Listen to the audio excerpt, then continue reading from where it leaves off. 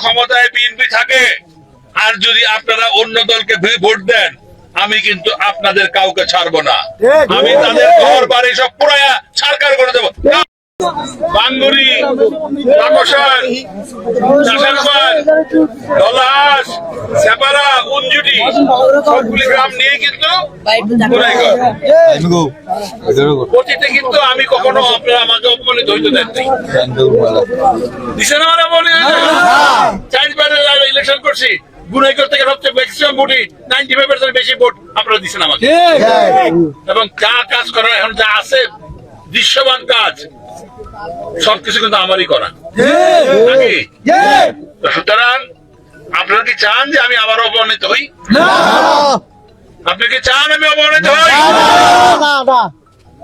তাই না চান যে মঞ্জুর হাসান মুন্সিকে আরো অপমানিত হইতে দেবো না, এবারও অতীতে দেই না, আবার হবে না, তাহলে পরে আপনারা 12ই ফেব্রুয়ারি তারিখে ট্রাক মার্কায় ভোটটা দিবেন ইনশাআল্লাহ। এবং একটা পরিষ্কার ক্লিয়ার বলে দিচ্ছি, আজকে যদি আমি গান থেকে থ্রেট করতেছি না, কিন্তু আমি মিন করতেছি।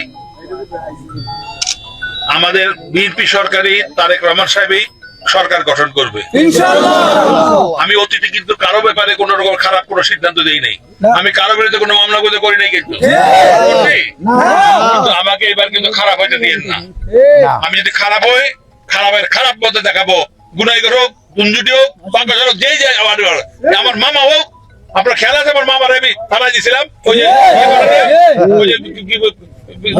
যে জরিপ নিয়ে দিয়েছিলাম না, আমি কিন্তু ছাড়ি নাই কিন্তু কাউরে। এবার কিন্তু আরো কঠোর হব, আমি মিন করতেছি কিন্তু এই কথাটাকে। ইনশাআল্লাহ আমার বিএনপি এবার ক্ষমতায় গ্রহণ করবে ইনশাআল্লাহ, সব মেজরিটি সিট জিতা সরকার গঠন করবে। বিএনপি ক্ষমতায় আসা মানে মঞ্জুর হাসান মুন্সি ক্ষমতায় আসা, আওয়াল খান ক্ষমতায় আসা, ক্ষমতায় আসা। ক্ষমতায় বিএনপি থাকে আর যদি আপনারা অন্য দলকে ভোট দেন, আমি কিন্তু আপনাদের কাউকে ছাড়বো না। আমি তাদের ঘর বাড়ি সব পুরায়া ছারকার করে দেবো।